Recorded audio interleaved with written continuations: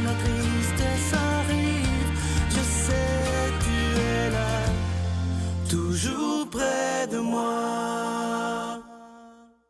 Bon vendredi, bienvenue à votre émission La Victoire de l'amour. Je suis toujours très heureux de vous retrouver tous les matins comme ça pour qu'on puisse ensemble parler des priorités et on prend le temps de rejoindre notre ami, le psychologue Pierre Faubert.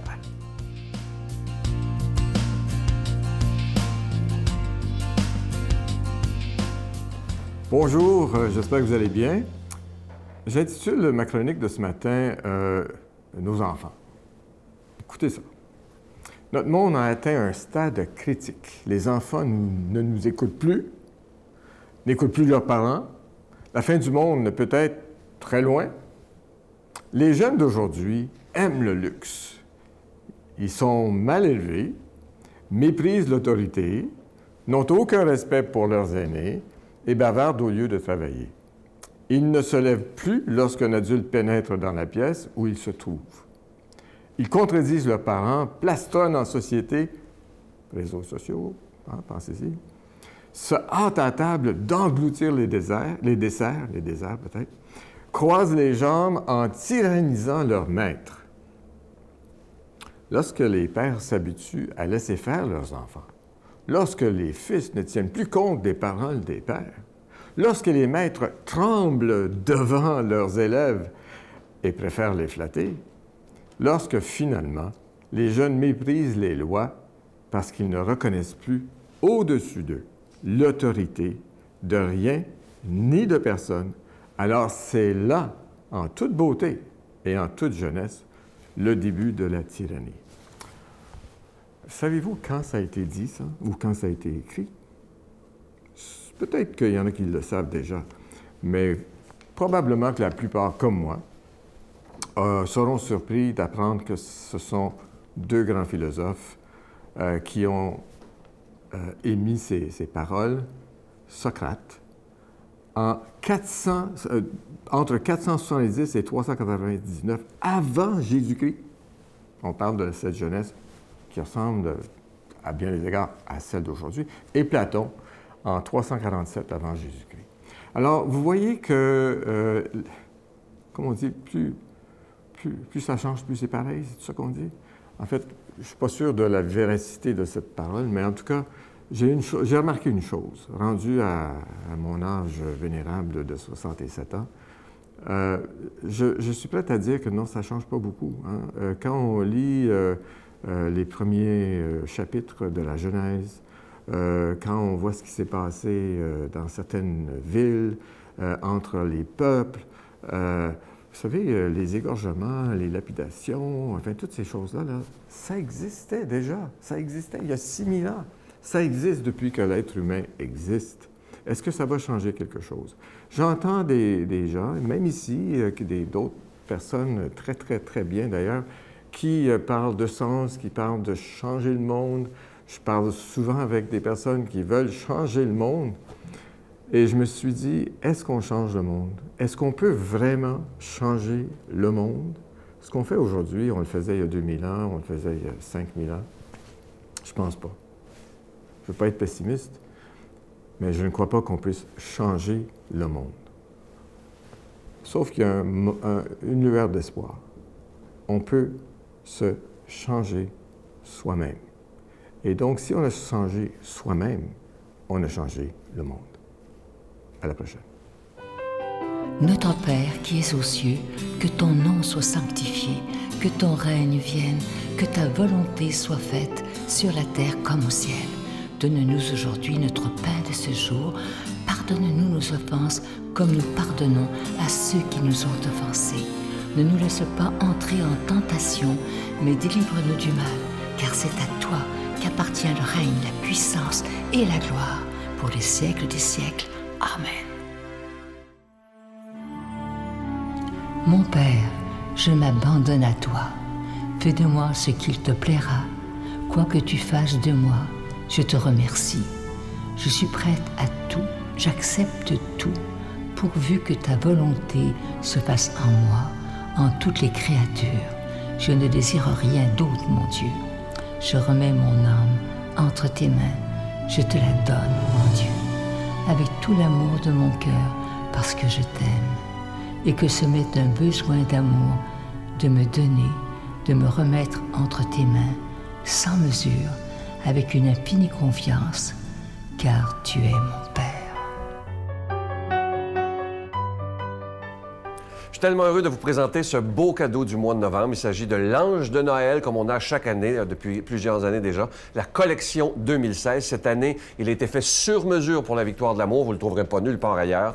Il est très beau cette année. Il est bleu, il est doré et bleu, orné de petits zircons. Et évidemment, il est déjà béni. Je vous rappelle que dès que vous le commandez, que ce soit par Internet, téléphone ou par la poste, on vous le poste extrêmement rapidement. Ça ne prend que quelques jours et vous allez le recevoir parce qu'on les a déjà avec nous. Et évidemment, je vous donne l'adresse. Tout d'abord, c'est avec un don de 25 $. Et si vous en voulez deux, un don de 40 $, parce que ça se donne vraiment bien en cadeau. Je vous donne l'adresse. La Victoire de l'amour, casier postal 120, succursale Boucherville à Boucherville, le J4B 5E6, je vous la redonne. La Victoire de l'amour, casier postal 120, succursale Boucherville à Boucherville, le J4B 5E6. Également par téléphone, par carte de crédit, du lundi au vendredi, de 8h30 à 16h30, dans le 514-523-4433, 514-523-4433 ou sans frais, le 1-888-811-9291, 1-888-811-9291 et aussi sur notre site Internet, le www.lavictoiredelamour.org. Alors, je vous rappelle ce beau cadeau du mois, une exclusivité de la Victoire de l'amour, l'Ange de Noël en épinglette, collection 2016. Et je vous rappelle qu'il est déjà béni. C'est avec un don de 25 $ si vous en voulez un. Et beaucoup de gens commandent deux pour en donner en cadeau autour d'eux. Alors, c'est avec un don de 40 $. Merci de tout mon cœur de votre grande générosité parce que grâce à vous, depuis plus de 21 ans, la parole de Dieu peut être annoncée partout au Canada et à cause d'Internet, partout sur la planète.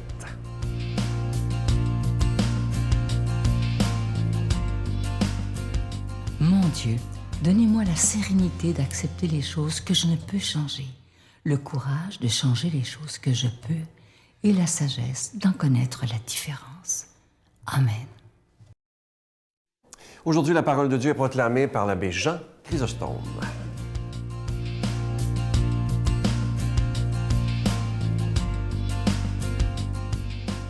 Chers frères et sœurs, bonjour.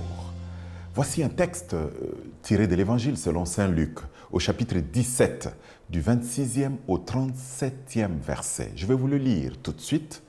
« Comme cela s'est passé dans les jours de Noé, ainsi en sera-t-il dans les jours du Fils de l'homme. On mangeait, on buvait, on prenait femme, on prenait mari, jusqu'au jour où Noé entra dans l'arche et où survint le déluge qui les fit tous périr. Il en était de même dans les jours de Lot. On mangeait, on buvait, on achetait, on vendait, on plantait, on bâtissait. Mais le jour où Lot sortit de Sodome, du ciel tomba une pluie de feu et de soufre qui les fit tous périr. Cela se passera de la même manière le jour où le Fils de l'homme se révélera. En ce jour-là, celui qui sera sur sa terrasse et aura ses affaires dans sa maison, qu'il ne descende pas pour les emporter. Et de même, celui qui sera dans son champ, qu'il ne retourne pas en arrière. Rappelez-vous la femme de Lot, qui cherchera à conserver sa vie, la perdra. Et qui la perdra, la sauvegardera. Je vous le dis, cette nuit-là, 2 personnes seront dans le même lit, l'une sera prise, l'autre laissée. 2 femmes seront ensemble en train de moudre du grain. L'une sera prise, l'autre laissée. Prenant alors la parole, les disciples lui demandèrent « Où donc, Seigneur ?»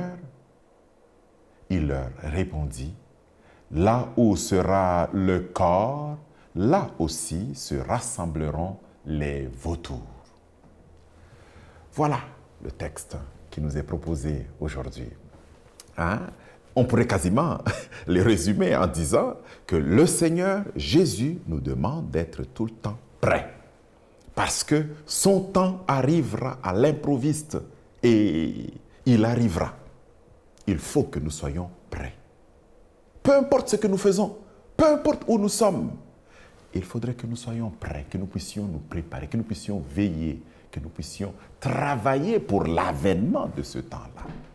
Il faudrait que nous puissions être attachés à ce qui est essentiel, à ce qui nous met justement en connexion avec le Seigneur, qui nous met de son côté, de son bord, parce que c'est lui qui viendra établir ce temps, parce que c'est lui qui viendra établir le jour. Alors, il nous faut être de son côté, il faut être de son bord, il faut nous attacher à lui, il faut le rencontrer et vivre de sa vie, parce que vivant déjà de sa vie, nous sommes de son bord, nous sommes de son monde, nous sommes ses frères, nous sommes ses sœurs, nous sommes sa famille. Alors, nous ne serons pas surpris. Je vais vous raconter une histoire qui m'est arrivée cet été. C'est extraordinaire parce que ça m'a fait prendre conscience de ces choses dont je vous parle. Je suis arrivé en revenant du Congo, de mes vacances, je suis arrivé à l'aéroport de Bruxelles. Je suis arrivé à 6 h du matin et je devais prendre mon vol pour Montréal à 11h05. Alors, 6 h, je me dis, bon, j'ai mon temps là, mais je ne vais pas traîner inutilement. Comme j'étais fatigué, j'ai dit, je vais aller rester dans la salle d'attente. Alors, je suis arrivé à la porte où je devais prendre mon avion. Je me suis installé. Bon, comme vous savez, la technologie nous donne des choses extraordinaires. J'avais Internet à l'aéroport, c'est gratuit. Bon, je commençais à lire mes messages, à répondre. Et à un moment donné, je me suis dit, bon, je commence à avoir un peu faim ou je m'endors. Je vais prendre un petit thé à côté. Là, je tourne dans la pièce d'à côté. Au lieu de prendre le thé, je dis, oh, je suis fatigué, je vais dormir. Je vais me reposer un peu. Ah ben, en me reposant, j'ai dormi pour de vrai. De sorte que 11h03, je me réveille. Je cours et j'arrive. J'ai dit aux dames, et il y en avait deux, j'ai dit, mesdames, je dois prendre mon vol là à 11h05. Elles me disent, c'est déjà tard. C'est fini, monsieur, vous avez manqué votre avion. Allez voir la dame d'à côté, elle va vous aider. Je suis allé voir la dame et j'ai fini toute ma prière. Je vous jure, là, je vous raconterai cette histoire-là qui était très intéressante pour moi parce qu'elle m'a fait prendre conscience des choses. J'ai prié ce jour-là, j'ai prié, je vous dis. Je me disais, Seigneur, c'est l'année de la miséricorde, là. Parce que le lendemain, figurez-vous, j'avais des mariages à faire à la paroisse. Et puis le soir même, en arrivant, le vendredi soir, j'avais des pratiques à faire. Je me disais, il faut absolument que j'y aille. Seigneur, Seigneur, je priais. Et j'ai pris mon vol. Après, je suis venu. Mais c'est de voir comment, moi qui étais là à l'aéroport, qui suis arrivé à l'heure, même vraiment à l'heure, j'ai manqué mon vol. Parce que je pense que je n'étais pas vraiment attaché à l'essentiel, hein, ou bien parce que toutes sortes de choses m'ont distrait. Nous pouvons être distraits par toutes sortes de choses dans la vie. Mais en même temps, nous pouvons faire toutes sortes de choses en pensant qu'on est vraiment dans le bon là.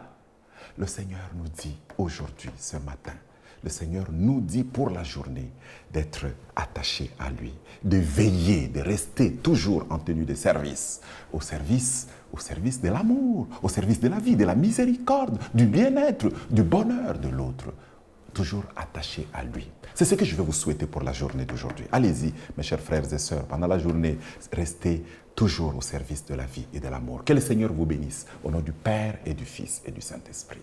Amen. Je vous salue Marie, pleine de grâce. Le Seigneur est avec vous. Vous êtes bénie entre toutes les femmes, et Jésus, le fruit de vos entrailles, est béni. Sainte Marie, Mère de Dieu, priez pour nous pauvres pécheurs, maintenant et à l'heure de notre mort. Amen.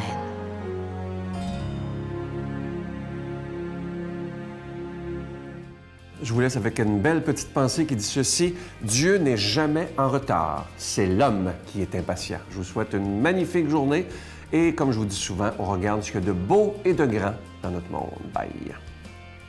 Madeleine, regarde-moi bien, c'est la dernière fois que tu me vois vivant. Moi, je ne le croyais pas, parce que sa fille s'était suicidée 5 ans auparavant, puis il en voulait de s'être suicidé. Fait que je me suis dit, il ne fera pas. Mais il l'a fait, puis c'est moi qui l'ai trouvé dans le bois. Ça a été la pire journée de ma vie.